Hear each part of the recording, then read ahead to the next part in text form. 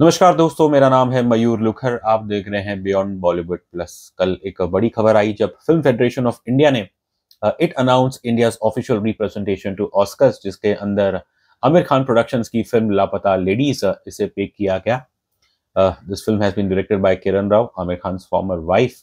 और इस फिल्म की काफ़ी प्रशंसा हुई थी, क्रिटिकली वाज वेल अक्लेम्ड। भले ही बॉक्स ऑफिस पे इस फिल्म ने कुछ नहीं किया, लेकिन जब नेटफ्लिक्स पे ये फिल्म आई तो तब तकरीबन ना सिर्फ देश में बट विदेश में भी इस फिल्म की तारीफ हुई थी। अब हर साल यही होता है कि बस एक ही फिल्म सिलेक्ट होनी होती है, लेकिन फिर जो फिल्में जो मिस आउट कर जाती है एंड उसको लेके there is always a difference of opinion. और जब से लापता लेडीज की अनाउंसमेंट आई तो फिर the film which have missed out उनको लेके एक चर्चा शुरू हो चुकी है। And prominently director Payal Kapadia की film all we imagine as light, जो कि एक इंटरनेशनल को प्रोडक्शन है। इस फिल्म की जो लैंग्वेज है वो प्राइमरी मलयालम, हिंदी एंड मराठी है।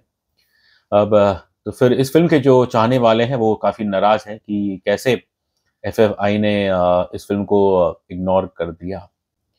अब it's never an easy task, और इस सिलसिले में हमने बात की with mister Ravi Kotarakara, who is the president of film federation of India. Ravi साहब ने हमसे एक्सक्लूसिवली कहा कि ये तो इट्स ह्यूमन नेचर, हर साल यही होता है, बस एक ही फिल्म को सिलेक्ट होना होता है। और फिर जिन जो फिल्म जो मिस आउट कर जाती हैं और फिर उनके चाहने वाले ऑब्वियसली वो अपनी राय या अपनी नाराज़गी जताते हैं, विच इज़ थिंग। लेकिन रवि जी ने आश्वासन दिलाया कि ये जो फैसला लिया गया इट वाज लार्जली यूनानिमस। और रवि साहब ने हमें बताया कि eventually there were 5 films in consideration, जिसके अंदर सबसे ज़्यादा जो प्रशंसा मिला या वोट जो मिले वो लापता लेडीज़ थी। उसके बाद फिर there was also Rajkummar Rao Srikanth. And फिर 2 तमिल फ़िल्म थी, तंगलान हमारे विक्रम साहब की, and there is another Tamil film called Vazhal. और then there was this Malayalam film Ullozhukku, जिसका अर्थ है अंडर करंट, जो इसी साल की फ़िल्म है।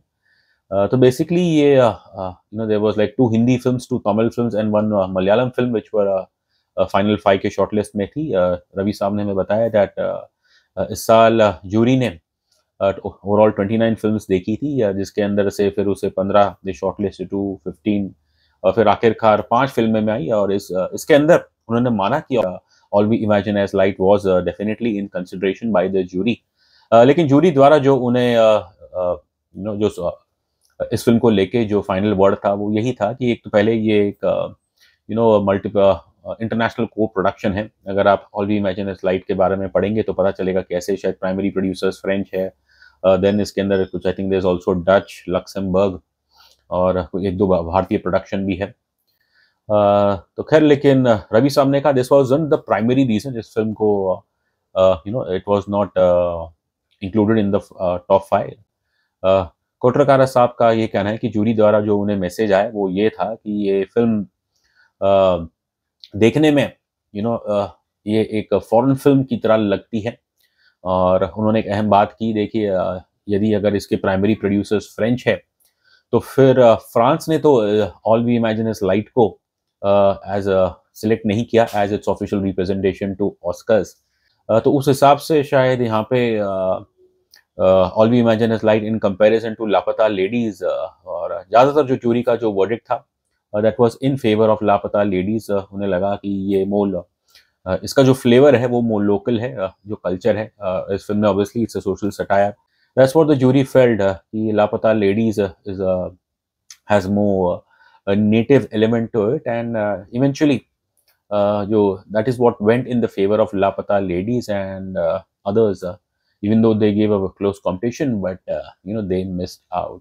अब all we imagine is light क्योंकि उसको कान में एक जूरी प्राइज मिला था, उस हिसाब से शायद आपको थोड़ा बहुत तो एक इंटरनेशनल फ्लेवर का टेस्ट पता लगता है। लेकिन देयर नो गारंटी कि यदि आपकी फिल्म को कोई कान में अगर कोई पुरस्कार मिला हो कि वो उसे ऑस्कर में भी वो एक स्ट्रॉन्ग दावेदार रहेगी। पायल कपाड़िया ये वही शख्स है जिन्हें कुछ साल पहले जब हमारे गजेंद्र चौहान साहब जब वो फिल्म एफटीआईआई के जब वो चेयरमैन थे, और उस दौरान जो स्टूडेंट्स ने इनके खिलाफ एजिटेशन की थी, Payal Kapadia was one of them. और ऐसे भी ऑब्वियसली कंस्पिरेसी थियरीज रही है कि क्या इस चीज़ के कारण पायल के खिलाफ केस भी हुए थे। गजेंद्र चौहान ने तो ये कहा था कि स्टूडेंट्स ने कानून तोड़ा था और perhaps she was one of those students जिन्होंने उस समय इंस्टीट्यूट के एक अधिकारी को एक ऑफिस अरेस्ट जैसा कर लिया था। तो खैर अब इस पॉलिटिक्स का तो हमें पता नहीं, बट रवि कोटरकार साहब से बात करके हमें इतना आश्वासन जरूर मिला कि जूरी का जो निर्णय था वो शायद it was taking every aspect into account. ये निर्णय हमेशा आसान नहीं होता है, खासकर भारत जैसे देश में जहां हजारों फिल्में बनती हैं, अनगिनत भाषाएं हैं, और फिर उसमें से आप हजारों फिल्मों में से आप किसी एक फिल्म को चूज करना, इट्स नेवर इजी।